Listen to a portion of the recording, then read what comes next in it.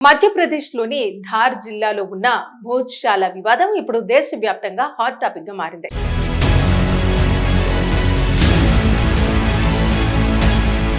దాదాపు 2 దశాబ్దాలుగా కోర్టుల్లో నడుస్తున్న ఈ కేసులో తాజాగా హైకోర్టు ఇచ్చిన తీర్పు రాజకీయంగానే కాదు, మతపరంగానూ భారీ చర్చకు దారితీసింది.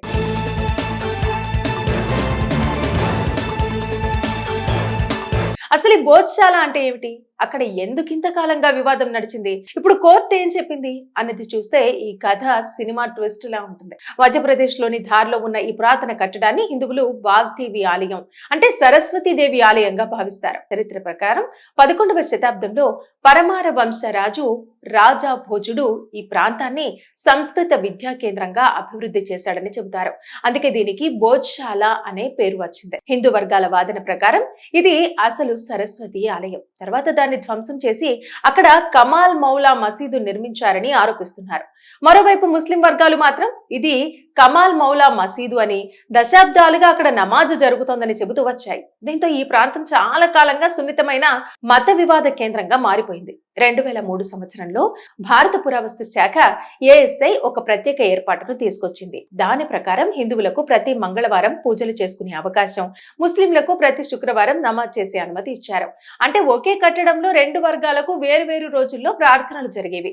అప్పటి నుంచి ఇదే విధానం కొనసాగుతోంది. కానీ ఈ ఏర్పాటును హిందూ సంస్థలు కోర్టులో సవాలు చేశాయి. ఇది పూర్తిగా హిందూ ఆలయం, ఇక్కడ నమాజ్ అనుమతించకూడదు అని పిటిషన్లు వేశారు. ఈ కేసులో పురావస్తు ఆధారాలు, శిలా శాసనాలు, నిర్మాణ శైలి, చారిత్రక పత్రాలు అన్ని పరిశీలించిన హైకోర్టు తాజాగా కీలక తీర్పు ఇచ్చింది.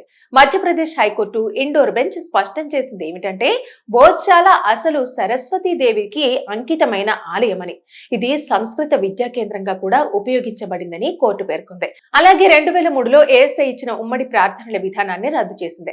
ఇకపై అక్కడ హిందూ ఆరాధనలకే ప్రాధాన్యత ఉంటుందని కోర్టు స్పష్టం చేసింది.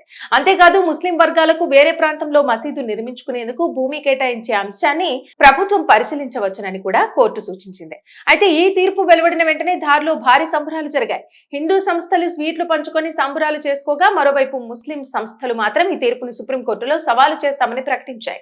ఇప్పుడు ఈ తీర్పు ప్రభావం కేవలం భోజ్శాలకే పరిమితం కాకపోవచ్చని రాజకీయ విశ్లేషకులు చెబుతున్నారు. ఎందుకంటే అయోధ్య తీర్పులో సుప్రీంకోర్టు చెప్పిన కొన్ని సూత్రాలను కూడా హైకోర్టు ప్రస్తావించిందని సమాచారం. దీంతో కాశీ జ్ఞానవాపి, మధుర వంటి ఇతర వివాదాస్పద మత స్థలాల కేసులపై కూడా దీని ప్రభావం ఉండొచ్చన్న చర్చ మొదలైంది. మొత్తానికి భోజ్శాల వివాదం కేవలం ఆలయం, మసీదు గొడవ మాత్రమే కాదు, చరిత్ర, మతం, రాజకీయాలు, పురావస్తు ఆధారాలు అన్నీ కలిసిపోయిన ఒక సున్నితమైన అంశంగా మారింది. ఇప్పుడు అందరి చూపు సుప్రీంకోర్టు పైనే ఉంది. అక్కడి తుది తీర్పు ఎలా ఉంటుందనేది. మధ్యప్రదేశ్ లోని ధార్ జిల్లాలో ఉన్న భోజ్శాల వివాదం ఇప్పుడు దేశవ్యాప్తంగా హాట్ టాపిక్ గా మారింది.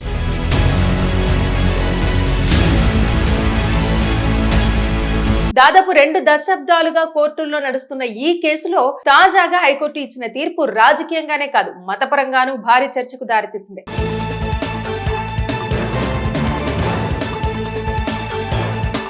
అసలు ఈ భోజ్శాల అంటే ఏమిటి, అక్కడ ఎందుకు ఇంతకాలంగా వివాదం నడిచింది, ఇప్పుడు కోర్టు ఏం చెప్పింది అన్నది చూస్తే ఈ కథ సినిమా ట్విస్ట్ లా ఉంటుంది. మధ్యప్రదేశ్ లోని ధార్లో ఉన్న ఈ పురాతన కట్టడాన్ని హిందువులు వాగ్దేవి ఆలయం అంటే సరస్వతీదేవి ఆలయంగా భావిస్తారు. చరిత్ర ప్రకారం 11వ శతాబ్దంలో పరమార వంశరాజు రాజా భోజుడు ఈ ప్రాంతాన్ని సంస్కృత విద్యా కేంద్రంగా అభివృద్ధి చేశాడని చెబుతారు. అందుకే దీనికి భోజ్శాల అనే పేరు వచ్చింది. హిందూ వర్గాల వాదన ప్రకారం ఇది అసలు సరస్వతి ఆలయం. తర్వాత దాన్ని ధ్వంసం చేసి అక్కడ కమాల్ మౌలా మసీదు నిర్మించారని ఆరోపిస్తున్నారు. మరోవైపు ముస్లిం వర్గాలు మాత్రం ఇది కమాల్ మౌలా మసీదు అని, దశాబ్దాలుగా అక్కడ నమాజు జరుగుతోందని చెబుతూ వచ్చాయి. దీంతో ఈ ప్రాంతం చాలా కాలంగా సున్నితమైన మత వివాద కేంద్రంగా మారిపోయింది. 2003 సంవత్సరంలో భారత పురావస్తు శాఖ ఏఎస్ఐ ఒక ప్రత్యేక ఏర్పాటును తీసుకొచ్చింది. దాని ప్రకారం హిందువులకు ప్రతి మంగళవారం పూజలు చేసుకునే అవకాశం, ముస్లింలకు ప్రతి శుక్రవారం నమాజ్ చేసే అనుమతి ఇచ్చారు. అంటే ఒకే కట్టడంలో 2 వర్గాలకు వేరువేరు రోజుల్లో ప్రార్థనలు జరిగేవి. అప్పటి నుంచి ఇదే విధానం కొనసాగుతోంది. కానీ ఈ ఏర్పాటును హిందూ సంస్థలు కోర్టులో సవాలు చేశాయి. ఇది పూర్తిగా హిందూ ఆలయం, ఇక్కడ నమాజ్ అనుమతించకూడదు అని పిటిషన్లు వేశారు. ఈ కేసులో పురావస్తు ఆధారాలు, శిలా శిలా శాసనాలు, నిర్మాణ శైలి, చారిత్రక పత్రాలు అన్ని పరిశీలించిన హైకోర్టు తాజాగా కీలక తీర్పు ఇచ్చింది. మధ్యప్రదేశ్ హైకోర్టు ఇండోర్ బెంచ్ స్పష్టం చేసింది ఏమిటంటే బోధ్శాల అసలు సరస్వతీదేవికి అంకితమైన ఆలయమని, ఇది సంస్కృత విద్యా కేంద్రంగా కూడా ఉపయోగించబడిందని కోర్టు పేర్కొంది. అలాగే 2003లో ఏఎస్ఐ ఇచ్చిన ఉమ్మడి ప్రార్థనల విధానాన్ని రద్దు చేసింది. ఇకపై అక్కడ హిందూ ఆరాధనలకే ప్రాధాన్యత ఉంటుందని కోర్టు స్పష్టం చేసింది.